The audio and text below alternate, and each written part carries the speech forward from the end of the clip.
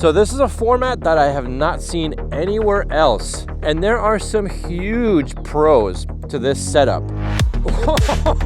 Holy crap! This thing has insane torque. Let's do that again. But look at this, so much power!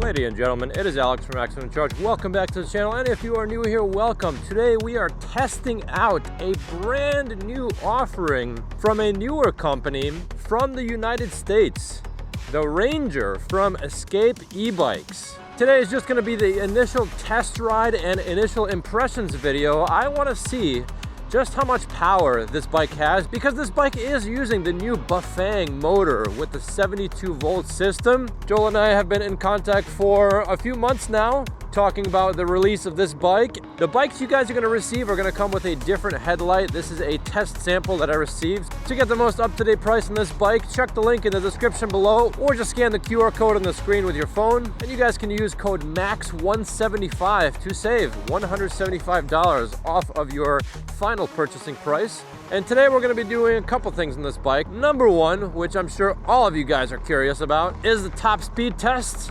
And number two, we're going to try and climb the grassy hill of doom, the very steep, semi-bumpy grassy hill that so far only mid-drive e-bikes, dual motor e-bikes, and e-motos have been able to climb. Escape e-bikes has been in business now for a few years, and Joel told me that they've been selling some 60 volt bikes locally in small batches, and they are taking the leap into the 72 volt realm. He has been very communicative and very helpful, responding to many comments that people have on Facebook. So I appreciate that he is out and about, helping to answer any questions that people might have.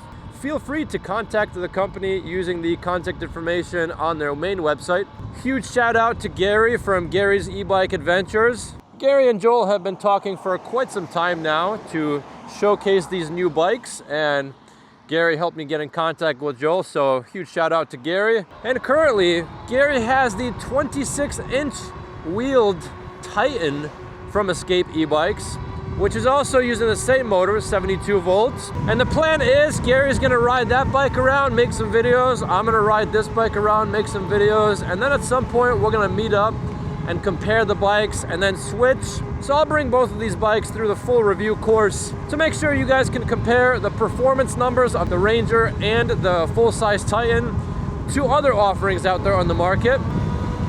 And right now, just cruising on this road, we are flying, going uphill at 40 miles an hour. All right, we are here. We're gonna just start off with the big hill climb. So check this out, guys. This is a very interesting bike because it has a battery on top of the integrated battery in the frame, and it has 20-inch wheels, but it seems like it has a standard shaped bicycle frame. So this is a format that I have not seen anywhere else on any other e-bike, and there are some huge pros to this setup. In my opinion, this is the ideal setup for a dual battery bike. A lot of e-bikes have batteries in the back on the rear rack. However, there are three negatives to doing that.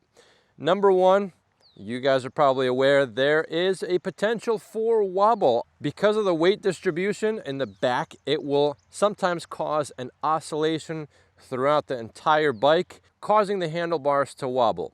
So putting all the battery weight in the center is a huge plus. It's going to help tremendously with that. Number two, it's going to massively decrease the stress on the rear rack. Obviously, there is no stress being placed on the rear rack right now because there's no weight on it at all. And if I throw a bag with 5 to 10 pounds of stuff in it, it's not going to be a big deal either. However, when you start adding a 10 to 20 pound battery on the rear rack that's solidly clasped into the rear rack, there's going to be a lot of force being put on the aluminum rear rack. And you guys probably are aware, aluminum does not bend, it breaks. So putting the battery in the frame is going to massively help the longevity of the rear rack. And number three is rear suspension performance. When you have a lot of weight that the suspension is connected to, it is going to make the suspension work not as well. It's because there's so much weight that has to be moved up and down. So suspension performance should be better with this setup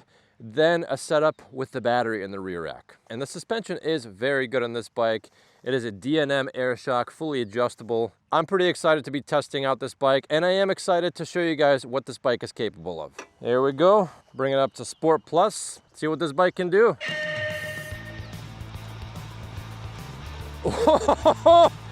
Holy crap! Oh my goodness. That was insane. That was crazy. Let's do that again. We're gonna start at the very, very beginning so you guys can see the torque of this thing. Here we go. 3, 2, 1, go. Wow. Look at this. We're accelerating. Are you kidding me? Wow. Holy crap. That is ridiculous. One more time. All right, we're starting at the base. Here we go. Wow. Unbelievable. This thing has insane torque. That is some seriously impressive torque. I have never been able to do that on a single motor e-bike ever before. The suspension does feel very good. Very comfortable suspension. What an interesting little bike. So you guys out there that are looking for Sur-Ron alternatives, something with lots of power, lots of speed, this might be a contender. Look at how much power we have right now going uphill. Wow. Very consistent power just going up and down these hills. We're gonna head over to our top speed testing site. We are at a full charge. The battery bar is showing us 90%. See a little downhill speed test. Let's see how fast we can get up to speed. All right, so it looks like downhill we can easily hit 46, and we're accelerating still. That was oh my God, this thing is fast. Holy crap. All right, we gotta save some juice for the top speed test. This bike is no joke. For 20-inch wheels, if we hit 50 miles an hour, that's gonna be insane. And by insane, I mean insanely awesome. This motor is so quiet and so smooth.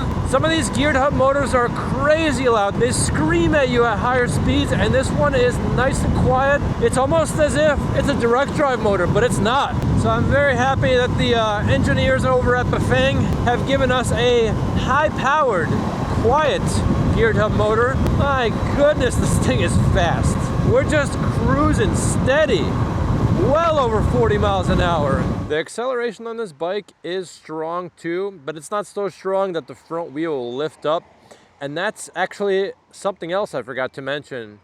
The advantage of having a battery in the middle of the frame and not in the back is that you'll have more weight in the center of the frame, which is gonna give the bike a much better balance. And Joel did tell me when he got this bike and he tested it out, without that center battery, the front wheel does want to come off the ground under hard acceleration. But thankfully with that battery in the middle, we won't have to worry about that, but you'll still get plenty fast acceleration. This bike is so fast. Like I could hit 40 like it's nothing. Wow. All right, so we're not at a full charge. It says we're at 83%. Let's hit it, guys. Top speed, see what we get. We got our GPS speedometer out. 42, 43, 44, 44. All right, we hit 44 going one way. Wow, this thing is fast. See what we get going the other way. We'll let some of these cars pass. Here we go. Look at that, we're at 20 like instantly. 30, wow, 40, 45, 46. All right, that is very, very good. For 20-inch wheels, which means that the full 26-inch wheel Titan could probably hit 50 miles an hour if this one hits 45, but this would have that low-end torque for that insane hill climbing, as you guys saw earlier. Currently, we're not at a full charge, so who knows, maybe at a 100% battery, you might even get like 46, 47 miles an hour. Something else I like about this bike is that it uses the 20-inch size wheels, but it is not a moped-style e-bike, so it'll kind of fly under the radar more so than a moped-style e-bike. But look at this, so much power! Oh my goodness. And it's so quiet too. I don't even hear the motor. All I hear are the tires. And of course the wind. Holy crap. This thing is awesome. And who knows, maybe the tuning in the future could give this bike an even higher top speed. I know Gary said that he has a tool that you can use to adjust the tune of this bike. And you can adjust all kinds of settings on the display as well. The torque and the speed of all the different levels of this bike. So it is fully adjustable. Oh yeah, and this bike also does have a torque sensor or a cadence sensor. So you can use whichever kind of sensor you want. If you guys aren't interested in hitting 50 miles an hour, but you want that low end torque and you want the ideal battery setup where all the battery weight is in the center of the frame for much better weight distribution, this might be a good option for you. And again, this will have that better low to mid-range torque because it has the smaller wheels. Very nice suspension on this bike as well. Premium air shock in the back. Good suspension up front as well. So we're not at a full charge, but we don't even need to be. I want to show you guys the acceleration of this bike. So we're on Sport Plus mode. Seems like the speedometer is pretty accurate. Wow, looks like I hit a top speed of 49 miles an hour. That was downhill, but that's still insane. Here we go. 0 to 20, 3, 2, 1, go. Look at that. Looks like the speedometer isn't catching up to the actual speed as quickly as I would like.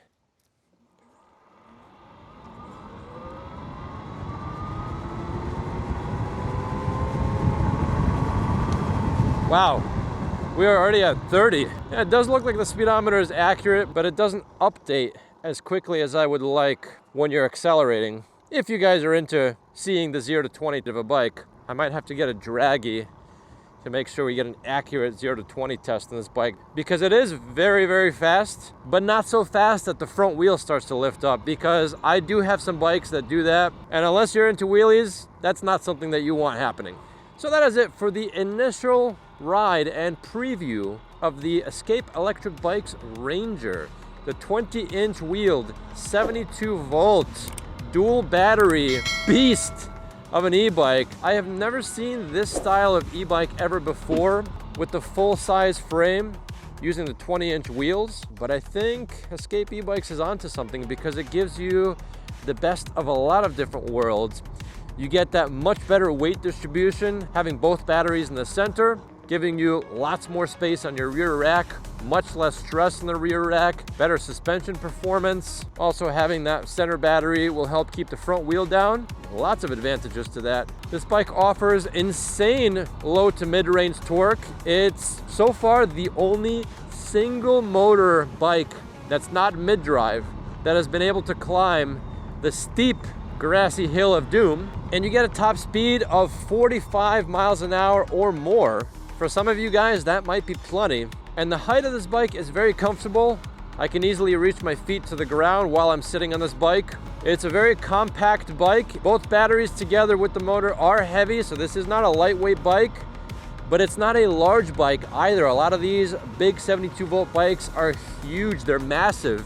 Thankfully, if you remove both batteries from this bike, it is very manageable because a lot of that weight will be gone and because of its smaller size. Again, guys, if you want to check out this bike and save some money, use code MAX175 to save $175 off of your purchasing price. If you want to check this bike out, use the link in the description below or just scan the QR code on your screen with your phone. I did make a Facebook group specific to Escape Electric Bikes. Feel free to join that. I will leave that linked in the description below as well. Joel will be over there helping answer whatever questions you guys might have, or feel free to just give him a call or send him an email using the contact info on the website. That's it for today, folks. Until next time.